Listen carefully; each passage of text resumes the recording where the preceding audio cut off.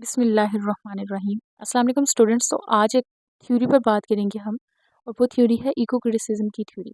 تو اس لیکچر کے اندر ہم ایکو کرٹیسزم تھیوری پر بات کریں گے۔ تو سٹارٹ کرتے ہیں آج کا لیکچر اور دیکھتے ہیں کہ ایکو کرٹیسزم کیا ہے۔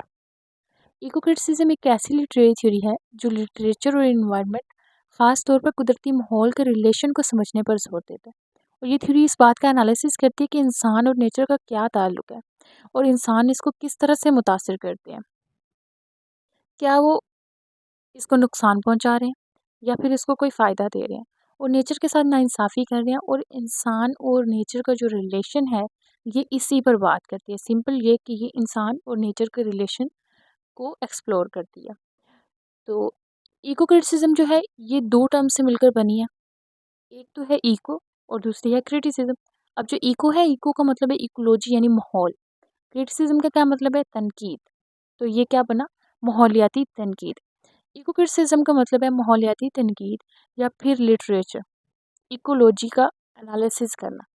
یہ کرٹیسزم اس بات کو دیکھتی ہے کہ لٹریچر میں nature, forest, rivers, mountains, animals اور دوسرے نیچرل ایلیمنٹس کس طرح سے پیش کیے گئے ہیں۔ اور یہ تھیوری سوال اٹھاتی ہے کہ انسان کس طرح سے نیچر کو متاثر کرتے ہیں، اور بدلے میں نیچر انسانی زندگی پر کیا امپیکٹس ڈالتی ہے، بدلے میں وہ انسانوں کو کیا کچھ دیتی ہے۔ اور اس تھیوری کا مقصد جو ہے وہ ریڈرز میں نیچر کی حفاظت کی اویئرنیس پیدا کرنا ہے اور نیچر کے احترام کے اصول بتانا ہے۔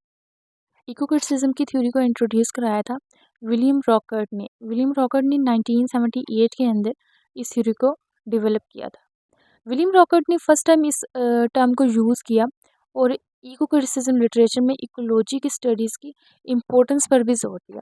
اور یہ تھیوری 1990s میں بہت زیادہ پاپولر ہو گئی، اور 1990s میں ایکو کرٹیسزم کو باقاعدہ طور پر لٹریری موومنٹ میں بھی دیکھا جانے لگا، خاص طور پر امریکہ میں۔ اور 1992 کے اندر association for the study of literature and environment اس کی بنیاد رکھی گئی، اور جس نے اس تھیوری کو مزید ترقی دی۔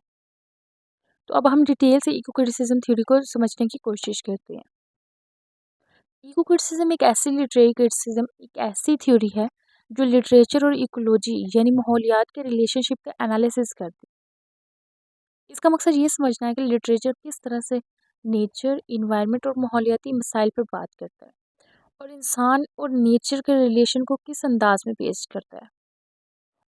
یہ تھیوری لٹریچر کو صرف انسانوں کے جذبات یا سوشل پرابلمس تک محدود نہیں رکھتا، بلکہ نیچر، جانوروں، درختوں، دریاؤں اور پوری کائنات کو بھی لٹریری انالیسس کا حصہ بناتا ہے۔ مطلب اس کے اندر ہر چیز پر بات کی جاتی ہے، نیچر، جانوروں پر، درختوں پر، دریاؤں پر، بلکہ کائنات کی ہر چیز پر جو قدرت نے بنائی ہے۔ اکارڈنگ ٹو چیرل گلوڈ فیلٹی جو ہے ان کے اکارڈنگ ایکو کرٹیسزم کیا ہے؟ Eco criticism is the study of the relationship between literature and the physical environment. یعنی ایکو کرٹیسزم مطلب ماحولیاتی تنقید لٹریچر اور قدرتی ماحول کے درمیان تعلقات کا مطالعہ کرتی ہے۔ ابھی اس تھیوری کو انٹروڈیوس نہیں کروایا گیا تھا، اور اس سے پہلے بھی ماحولیاتی تبدیلیوں پر اور آلودگی کے مسائل پر توجہ دی جانے لگی، اور اس کو دیکھا جانے لگا۔ اور اس کے بعد یہ تھیوری ڈیولپ ہوئی، اور اس تھیوری میں کرٹیسائز کیا جاتا ہے انسانوں کے بیہیویئر کو، وہ بیہیویئر جو انہوں نے نیچر کے ساتھ اپنایا ہوا ہے۔ اس بیہیویئر کی بات ہوتی ہے جو انہوں نے نیچر کے ساتھ اپنایا، اور نیچر کو کس طرح سے ہارم کیا ہے، اور نیچر کو کس طرح سے انہوں نے تکلیف پہنچائی ہے۔ یہ تھیوری اس بات پر زور دیتی ہے کہ نیچر کو کس طرح پیش کیا جاتا ہے، کیا اسے صرف بیک گراؤنڈ کے طور پر دکھایا جاتا ہے، یا ایک زندہ اور اہمیت کے حامل سمجھا جاتا ہے۔ یہ تھیوری اس ریلیشن کا بھی جائزہ لیتی ہے کہ انسان کی ایکٹیویٹیز ماحول کو کس طرح سے متاثر کرتی ہیں، جیسے کہ آلودگی، جنگلات کی کٹائی، گلوبل وارمنگ اور قدرتی وسائل کا غلط استعمال کرنا۔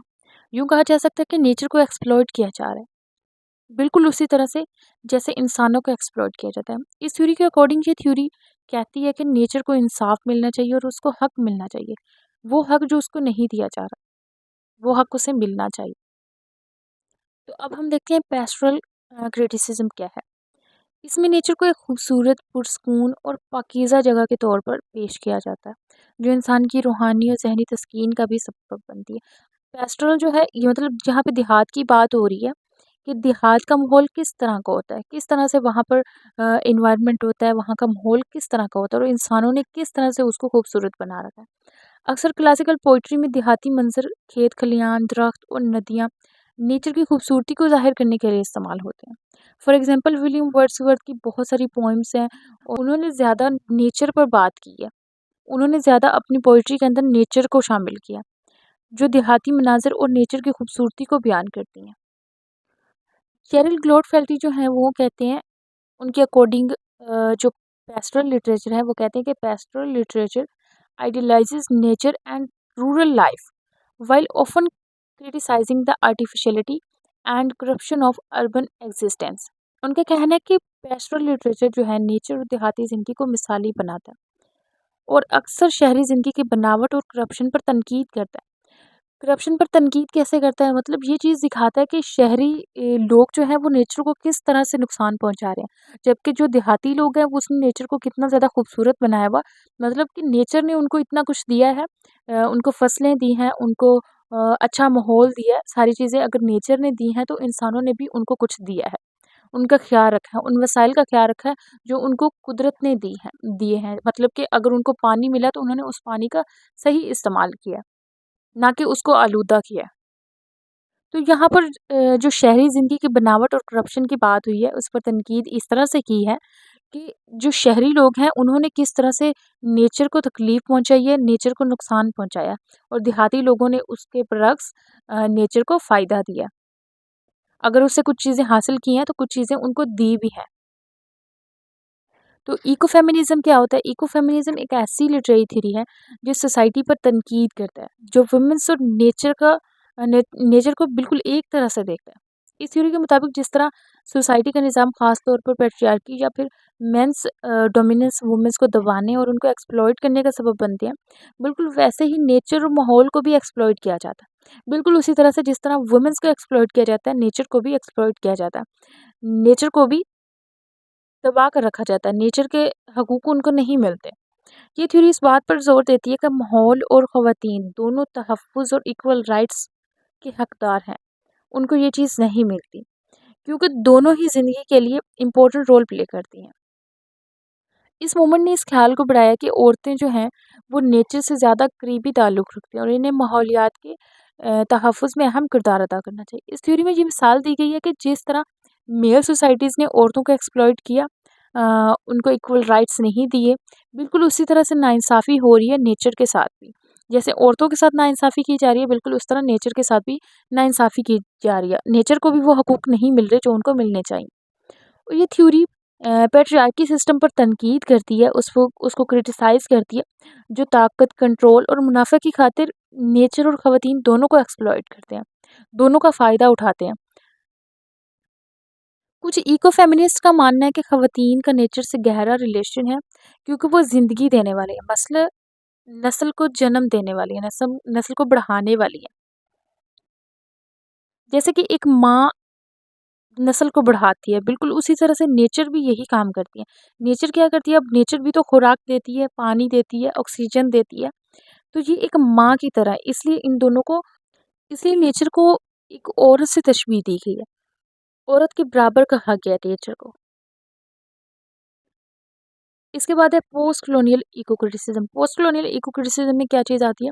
اس میں اس بات کی اسٹڈی کی جاتی ہے کہ انوائرمنٹل پرابلمس جو ہیں وہ پاورفل کنٹریز کی وجہ سے ہوتی ہیں، جبکہ جو پوسٹ کلونیل کنٹریز ہیں وہ زیادہ نیچر کو نقصان نہیں پہنچاتے اور وہ نیچرل جو ایلیمنٹس ہیں ان کا خیال رکھتے ہیں اور ان کا صحیح استعمال کرنے کی کوشش کرتے ہیں، کیونکہ انہوں نے بہت ساری تکلیف، انہوں نے بہت ساری پرابلمس فیس کی ہوتی ہیں، اس وجہ سے ان کو ان سب چیزوں کی قدر ہوتی ہے، وہ ان سب چیزوں کی قدر کرتے بھی ہیں۔ اور یہ تھیوری بات کرتی ہے کہ انڈسٹریل ریولوشن کے تھرو کس طرح سے نیچر کو نقصان پہنچایا گیا اور آلودگی کو پھیلایا گیا۔ اصل میں اس تھیوری کے اندر نیچر کی آواز سنائی گئی ہے انسانوں کو یہ چیز بتائی گئی ہے کہ نیچر کو بھی جس تکلیف کا سامنا کرنا پڑتا ہے ان سب چیزوں کا ہمیں احساس کرنا چاہیے اور اپنے ماحول کو صاف ستھرا رکھنا چاہیے۔ امید کرتی ہوں کہ آج کی ویڈیو پسند آئی ہوگی، اگر ویڈیو پسند آئی ہو تو ویڈیو کو لائک کر دیجیے گا، چینل کو سبسکرائب کر دیں. ملتے ہیں نیکسٹ ویڈیو میں. اپنا بہت زیادہ خیال رکھیے گا. اللہ حافظ.